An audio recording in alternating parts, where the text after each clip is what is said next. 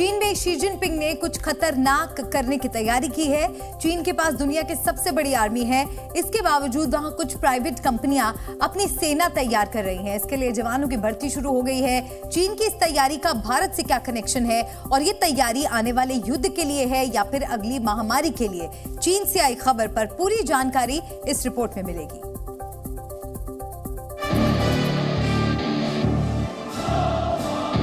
दुनिया की सबसे बड़ी सेना होने के बावजूद चीन के राष्ट्रपति शी जिनपिंग को डर क्यों लग रहा है?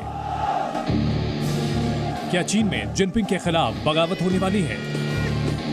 बीजिंग से आई एक ब्रेकिंग न्यूज के बाद ये सवाल सामने आ रहे हैं। असल में चीन की 16 कंपनियों ने पिछले 1 साल में अपनी प्राइवेट सेना तैयार की है। फौज बनाने वालों में चीन की एक बड़ी डेयरी कंपनी भी शामिल है।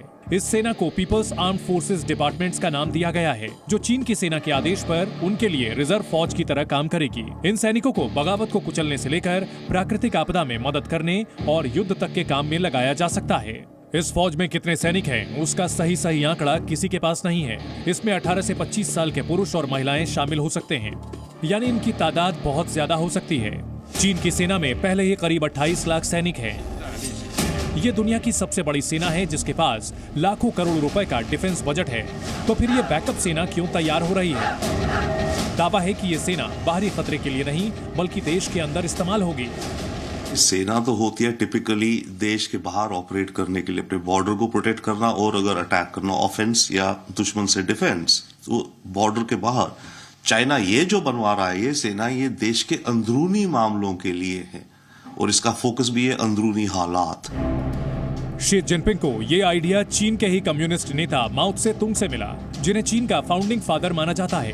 माओ त्से तुंग ने 1970 के दशक तक प्राइवेट आर्मी पर जोर दिया था। चीन में गृह युद्ध के दौरान कम्युनिस्ट नेताओं के साथ प्राइवेट सेनाओं ने भी हिस्सा लिया था।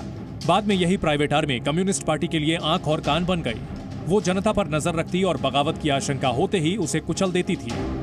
लगता है शी जिनपिंग भी माओ के रास्ते पर चलना चाहते हैं, इसलिए चीन में करीब 50 वर्षों के बाद प्राइवेट आर्मी की वापसी हो गई। जिनपिंग को अपनी सेना के अलावा प्राइवेट आर्मी क्यों चाहिए, इसका जवाब चीन के आर्थिक हालात में मौजूद है। 1990 के दशक में औसतन 9% की रफ्तार से बढ़ने वाली चीन की अर्थव्यवस्था 2023 में 5.2% तक पहुंच गई है।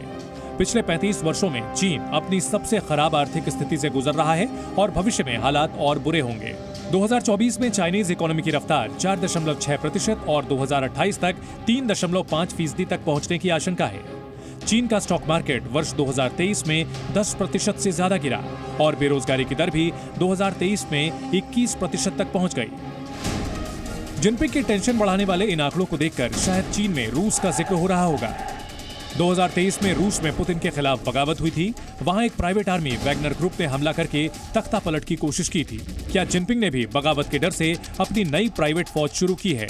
बड़ी कंपनियों में फौज तैयार करने की एक और वजह है। चीन में पिछले साल 1800 से ज्यादा मौकों पर मजदूरों ने हड़ताल की, जबकि 2022 में यह आंकड़ा सिर्फ 800 था। यानी शी जिनपिंग चाहते हैं कि अगर कंपनियों से विद्रोह की शुरुआत हो तो उसे वहीं पर खत्म कर दिया जाए। इससे पहले कोरोना महामारी के दौरान लोगों ने एक बार चीन की सरकार के खिलाफ प्रदर्शन किया था। तब चीन की सरकार ने नियमों में कुछ ढील दी। हालांकि अगली बार ऐसा नहीं होगा। चीन में बगावत का खतरा बढ़ने की एक वजह भारत है। आईफोन बनाने वाली कंपनी फॉक्सकॉन ने अपनी कई फैक्ट्रियां भारत में शुरू की हैं। 2021 और 2022 के दौरान भारत में विदेशी निवेश $65 बिलियन तक बढ़ गया और 2023 में चीन में विदेशी निवेश $20 बिलियन तक गिर गया, जबकि 2018 में ये $120 बिलियन था। टेक्नोलॉजी कंपनियां चीन से अपना बोरिया बिस्तरा समेटकर भारत आ रही हैं। चीन पहले दुनिया का मैन्युफैक्चरिंग हब हुआ करता था, अब भारत धीरे धीरे उसकी जगह पर कब्जा कर रहा है। चीन में कोई और नेता होता तो वो अर्थव्यवस्था पर ध्यान देता, लेकिन जिनपिंग अपने लोगों को कंट्रोल करने पर ध्यान दे रहे हैं ताकि वो विरोध प्रदर्शन न करें। चाइना में तो कम्युनिस्ट पार्टी कहती है हम ही देश हैं, तो इसलिए कम्युनिस्ट पार्टी जनता को टोटल कंट्रोल करती है और करना चाहती है। चाइना की जो सरकार भी है वो चाइना की नहीं है, वो कम्युनिस्ट पार्टी की बनाई हुई सरकार है, राइट। तो it is the communist party जो चाइना में अपने को पोजीशन बना रखी है अपने लोगों के दिमाग में और कंट्रोल से, कि जो भी कुछ है केवल कम्युनिस्ट पार्टी है। चीन में प्राइवेट आर्मी तैयार करना जिनपिंग का नंबर 1 प्रोजेक्ट है। अर्थव्यवस्था की हालत भले ही खराब हो, लेकिन जनता को कंट्रोल करने में फंडिंग की कोई कमी नहीं है। शी जिनपिंग को चीन के कॉरपोरेट सेक्टर पर फुल कंट्रोल चाहिए।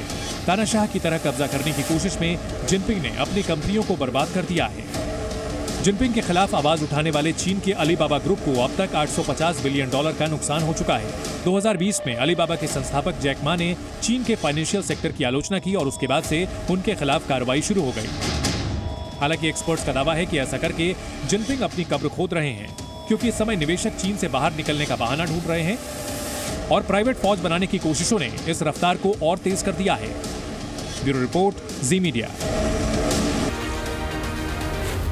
जी न्यूज़।